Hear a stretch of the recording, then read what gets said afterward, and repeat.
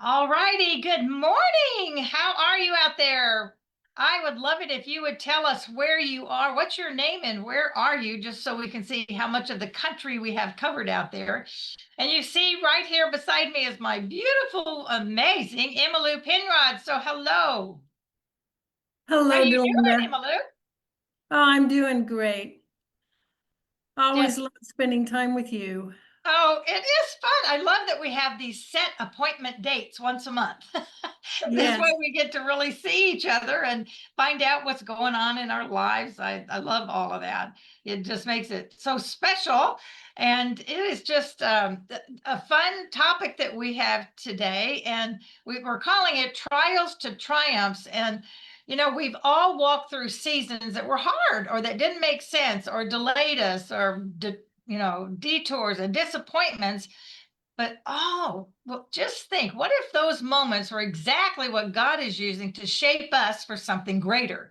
And we're going to share some stories, from biblical stories to modern day stories to personal stories about that, so you can really understand and really believe that it could very well be that God is setting you up for something greater just by allowing whatever it is you're going through. And Emmalou, I learned in Mary Kay, we always said that either you've just come out of a trial or some kind of an issue, right? Just come out of one, just got over one, or you're getting ready to have one. I mean, that's kind of what life looks like sometimes, isn't it? that is so true. Yes, I have found that to be very true. Because that's what we call life. Life happens. And so we can either whine and boo-hoo about it. Now, everybody gets to have a pity party every now and then. I mean, it's okay. You just can't live in that space for the rest of your life. And we know people like that. I mean, I know I've have a few people, not right now, but I've had them in my life where, I mean, it's been years and they're still boo-hooing over that thing that happened. They haven't gotten over it or past it or through it, however you want to look at it. But I found that just by trusting the Lord and believing that He is going to have something better at the other side really makes it easier to walk through, because we're never alone. Exactly. It's true. And if we can view it not as the worst thing that happened, but maybe a lesson to be learned. Right, right. Because that's what happens. It changes our perspective. Don't you think that's really Yes. what it is? It doesn't change the circumstances. It doesn't change what we're going through or what we went through. It just changes our perception and how we're looking at it. Yes, absolutely. One of the things that this is, I think, my new motto. It's going to be in my book called Divine Detours. This is kind of just a basic setup of some of the things that will be in the book. That's called Divine Detours: Embracing Life's Interruptions, because we all have them. Is that and God does not waste our pain. What we think of as a detour, He can use and sometimes uses that as preparation for the purpose that He has called us to. So, if all of y'all are ready, we're going to just dive right in.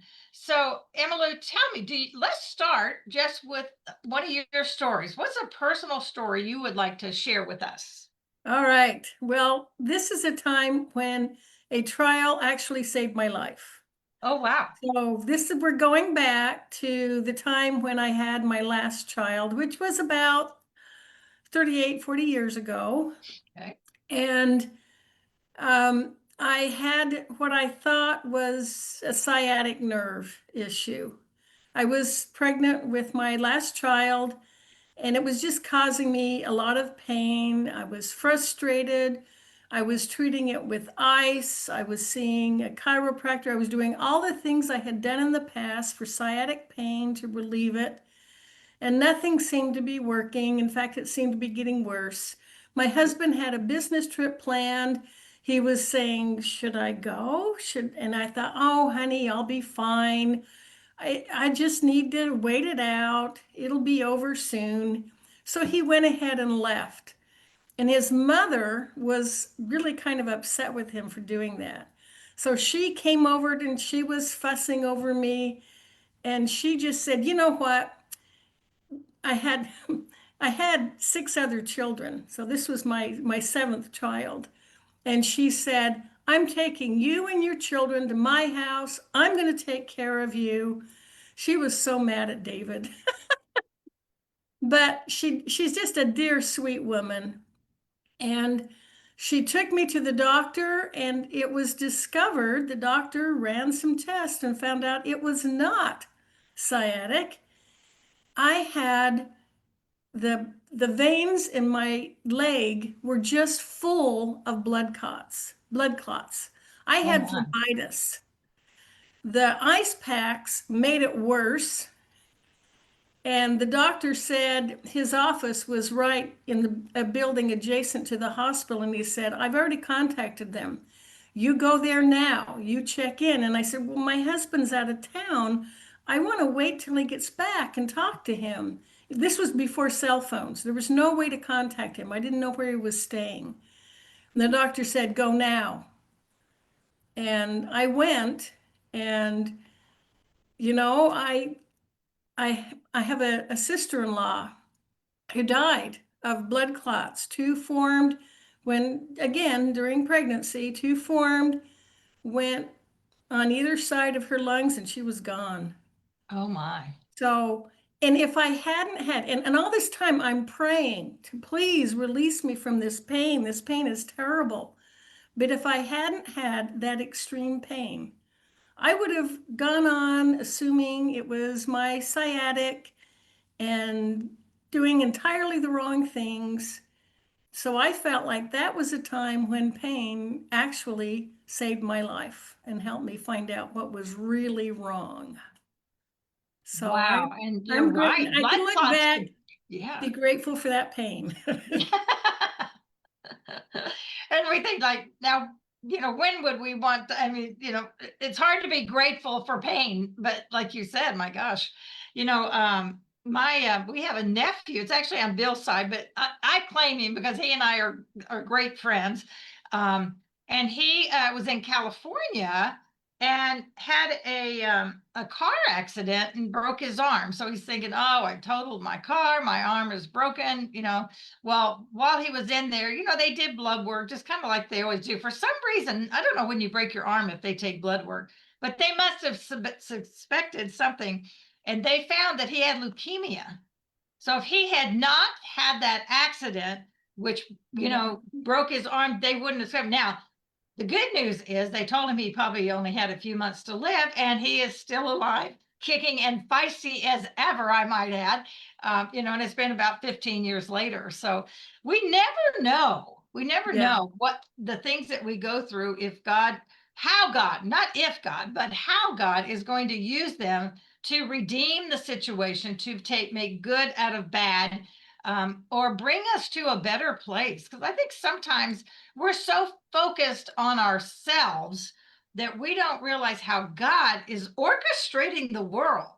He has a yes. purpose that may or may not involve us at every turn, which is kind of hard. Like, okay, Lord, we have our agenda and what we want to happen, right? But He has a much bigger picture. And if we'll just pay attention to what He's doing, we'd be a lot better off in the first place. So, the I, go I ahead. agree. And when I look back on my life, the times in my life when I experienced the most growth and gaining strength were those times of trials. The times when life was easy, there wasn't much growth. Yeah, But the times when I that was is true. really put to the test, Mhm. I had to grow. It led me to grow, kind of like a butterfly who has to break out of the cocoon to survive. Mhm. That is very, very true. And the Bible is full of stories like that where the bad things led to God's overall purpose. And the one that stands out most, and I just read it this week, it was funny in my regular Bible readings, was the story of Joseph. And do you want to just do a quick little thing of Joseph? I know you're familiar with it. Oh, I love that story, how his brothers sold him into slavery. His brothers were jealous of him. And he was a slave. He was imprisoned for years. You would have thought he would have become discouraged and quit and felt like, well, God must not love me. But because of his trial, he saved nations. Yeah. He earned favor with the Pharaoh.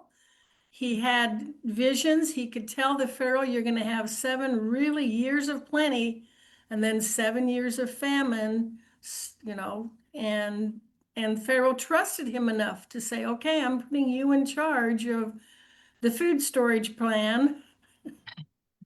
And they fed other nations and kept how many people from starving? Yeah, yeah, it really is.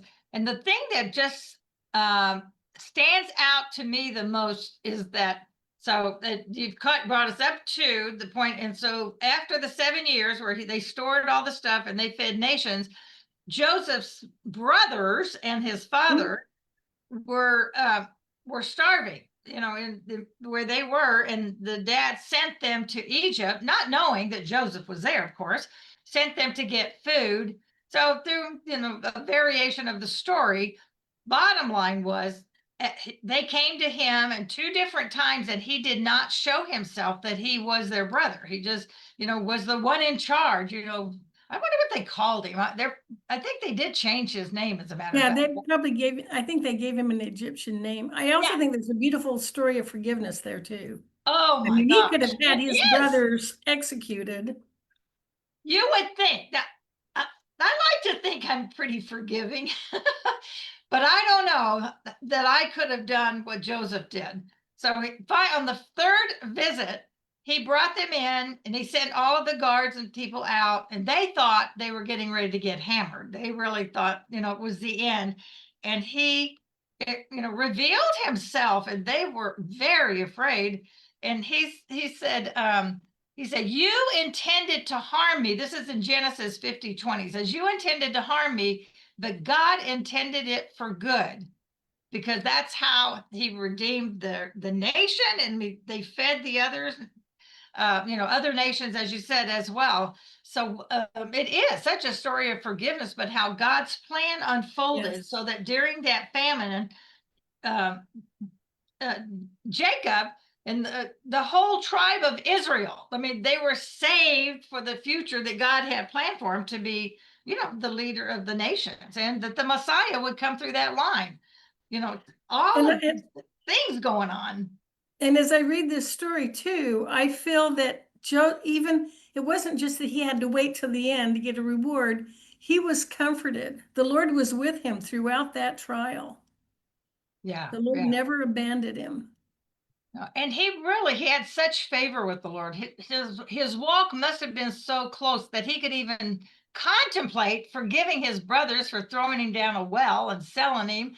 It's just like crazy. There were 12 sons, everybody, if y'all remember the story, and he was his dad's favorite. Now, first of all, there's a story for you from your family counseling. You should not have favorites, and so the boys were jealous. What else would you expect them to be? But they didn't have to try to kill him. So anyway, it is No. quite a story. If y'all haven't read that, go to Genesis and read the story about Joseph. But there's many others. There's some others. So I'm just going to highlight them real quick, so that when you get to studying, and if you're going through something, chances are some glimpse of your story can be in any of these stories. I know that I think of COVID and how many people lost their jobs and their livelihood and all of those kinds of things. And yet I have seen so many people who have been blessed on the other side. But let's look, I'm going to go back. I'm just going to mention these stories. Story of Job, who lost everything, family, health, wealth, was miserable, and his friends. I mean, I would not call those people friends with you, Emmalou. No, no. They were terrible to him. Oh, it must be your fault. Like, Yeah. come on. I guess, oh my goodness. And then it says, after Job had prayed for his friends, the Lord restored his fortunes and gave him twice as much as he had before. Then we have Moses and the Israelites, of course. That story, that's so many stories within that story.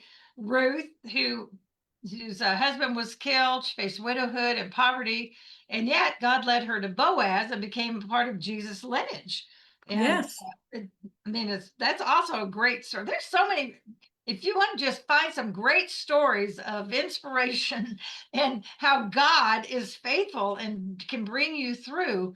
And the reason you want to know those stories, y'all, is so you can know He hasn't changed. He's the same yesterday, today, and tomorrow. So if He did all these things, if you believe that, if you trust that, which I do and Emmalou does, then that means He'll do the same for us. It doesn't mean He's going to take it away. He never says that.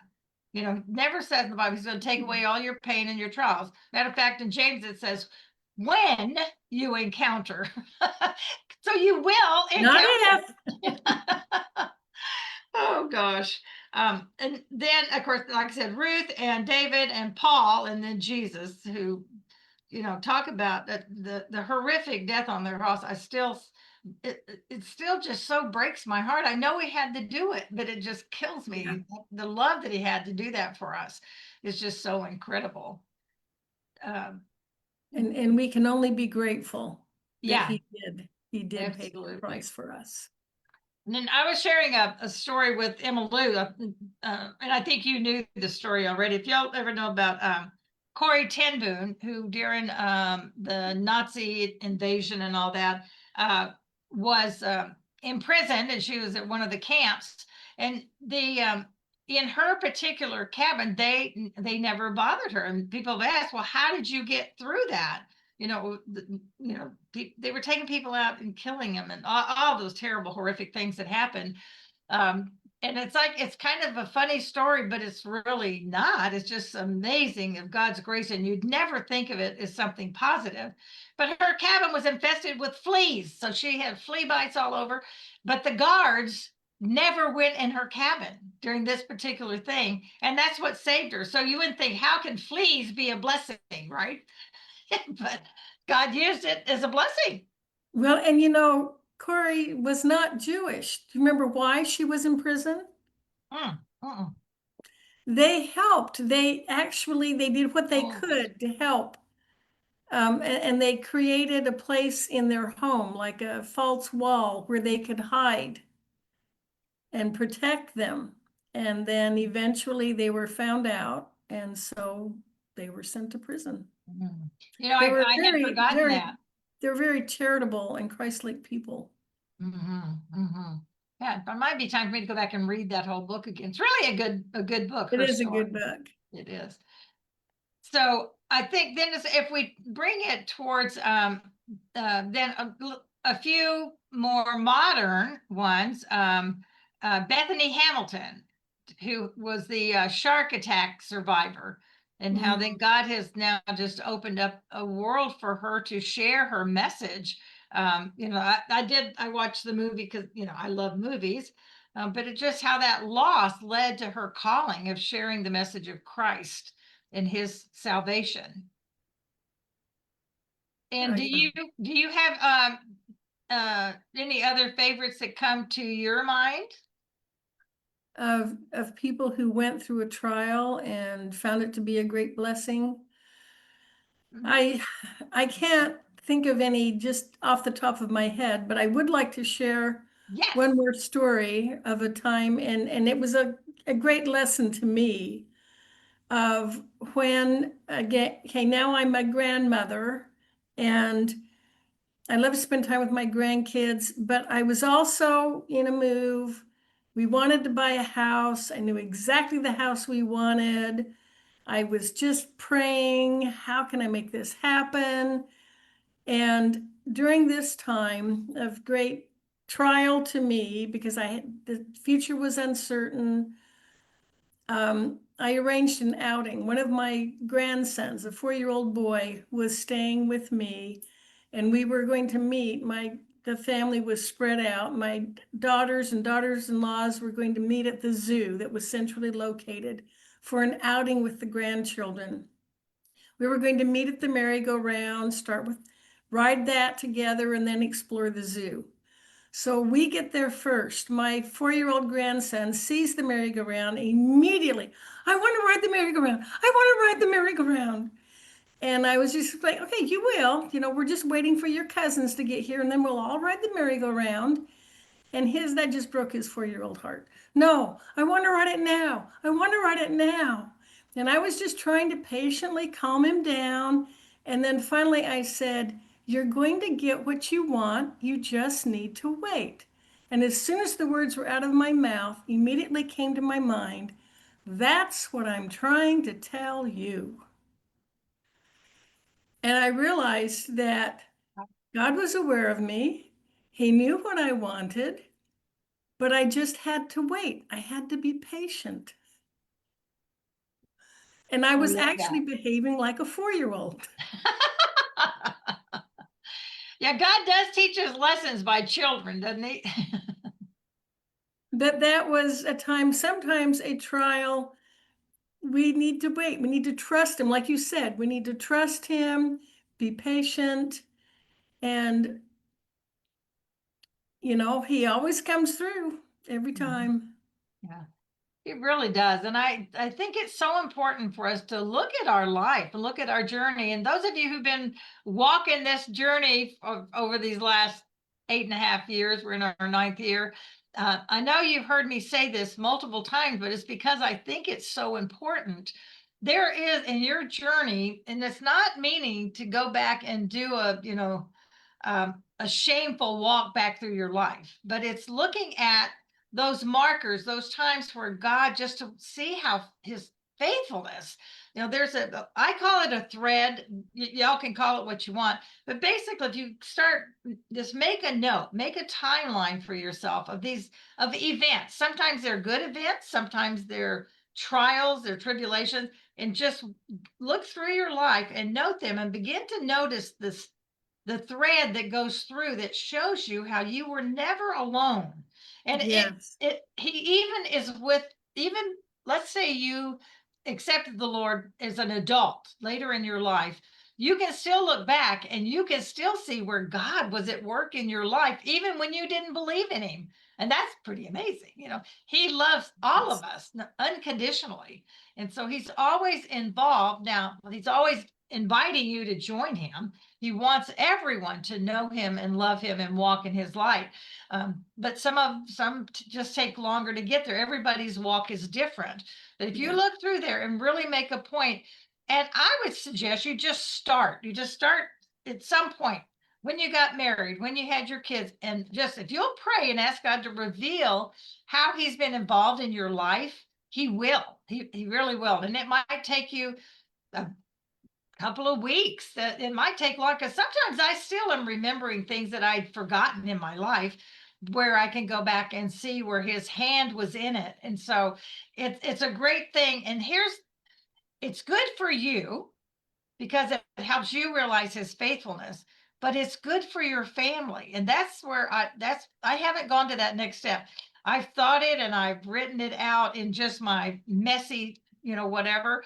Uh, but I haven't put it down so that my kids could read it, because my children need to know about that, because that's my faith legacy, and want them to see how God's faithfulness has been there, and wanting, and how he continues to that with them if they will just open their eyes to him. So that would be my challenge of all challenges, to do that for yourself. Oh, I love that idea. And I'm thinking, when children, when parents, grandparents have done that and have written and their children read it, they become more resilient because they see, okay, my parents, my grandparents made it through great challenges. I can too. And again, it all bears witness of God, of his kindness, of his love, Yeah, that he never leaves us. If we feel distant from him, he isn't the one who left. It's us. it's just so true. And when you actually see that in your own life, it's so powerful, because when you get ready to face that next thing, you can just flip your brain around to say, oh yeah, well, he was here when I went through this, and he was there when I went through that. It's like, well, why wouldn't he? And so truly, that is where I go every time now, because I've been through enough of them that I Yes. know that he will. So that confidence. And in a study that I'm doing right now, one of the and it's not like a brand new concept, but it really came out to me, is that confidence is really confidence in God.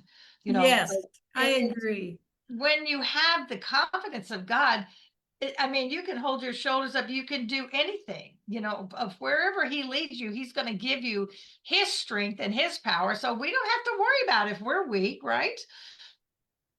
Yes. And two, when I look back, I can see the times when he was just waiting for me to come back. Mm, mhm. The I love this. Oh, I love this, Delinda. This is, it just makes you want to sit up straight, broaden your shoulders, and face every day with gratitude. Yeah, it does. And I think gratitude is just such a big part of that. And again, that's a topic we cover a good bit on the show, because I don't think you can have a powerful life without gratitude. Because if Yes, you're not grateful for what you have and what God's done, you're not going to go to the next level. I mean, it just goes hand in hand. And if we're grateful to his faithfulness and where he leads us, then I think then he opens up more doors and more opportunities. He has a plan for us. I just have to watch myself to not try to take over. yeah, yeah, yeah, and to trust him. I know I want to set goals, I want to make plans, and it takes humility to say, okay, what would thou have me do? To pray for his Mhm. guidance and direction. Mhm.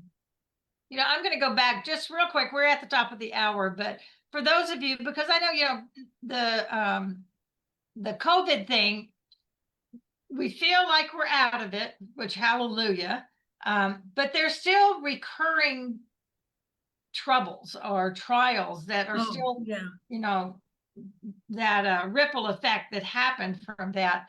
Um, but some of the things that have seen, have been, God has really made some blessings. I mean, one of the blessings I think during the whole COVID time when we were stuck at home, and not that I think that this should ever go back to that, but where families actually who always were so busy that they never had time for each other found themselves at home and having dinners together and having game nights together, and I don't know, watching TV together, whatever that is. It did in many cases, probably not in every case. In fact, I know not in every case, because I've heard stories where it actually made them realize, that a lot of divorces came out because they'd never been together so much, so realized they didn't have things in common. So I don't know, I can't say that's a blessing or not, but and also, people who either their business was so pulled back they couldn't go to work, um, or they just they left that job. It put them in a position to have to make a change. And so instead of waiting and going back to work where they were miserable, there was so many new business things that were open Yes. during that time. They found something more rewarding. Yeah. And oftentimes it's things God is calling us to, and sometimes we're stubborn. you know Hmm. Sometimes and stubborn, I think, more from the fact of fear. We're we're afraid to take that next step to see what God has there for us. And if you have a burning desire in your heart, the scripture says God will give you the desires of your heart. And from reading other scriptures, God is the one who plants the desire there. When he plants that inside you, then he will give you the whatever it is you need to do it. So don't shy away. If he puts that desire in, it's because he's inviting you to join him, to come and to be part of whatever this next step is. So just trust instead of fear. And I couple of the things just to leave you with that uh, encouragement a little bit here is I love how I looked some of this up, and it said, give me 1 second and I'm going to find it, because they said it better than I could. So give me a couple seconds here. Um, okay, well, obviously, right at this moment, I can't find it. So when you go through things, and just to keep in mind that, to let your faith replace the fear, because faith and fear cannot reside in the same space. You They are can't be opposites. trusting and full of faith and then doubting at the same time. You just can't.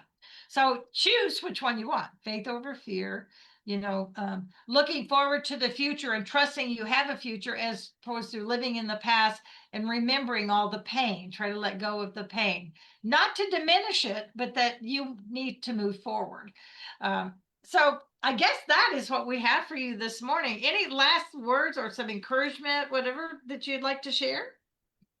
Just again, now you mentioned, I'm thinking of my mother who had to care for my father for years. But it made her so sweet and loving. And she, had been kind of a real rigid woman, and that just softened her out by the time she passed. She was truly an amazing saintly woman. Oh, wow. Well, that's a nice memory. Yeah. Yeah. Oh, beautiful. Beautiful. Well, my friends, we are so glad that you have joined us today and every Tuesday morning. For those of you that join me every Tuesday morning, I so appreciate you. Your time is your most valuable asset, and that you would choose to spend some of your time, whether it's live right now or whether it's later in the week as you're watching. I so appreciate it. And I'm really praying for God's blessings over your life. And remember, my friends, just as Jesus chose the disciples, he has chosen you. He's chosen you for more than you can imagine, and he has a purpose for you, and he will never let you down. Just let him take you through all those trials and choose his faithfulness as you go out each day. Thanks for being here. Love you, everybody, and see you next week. Thanks, Emmalou. So happy you were here.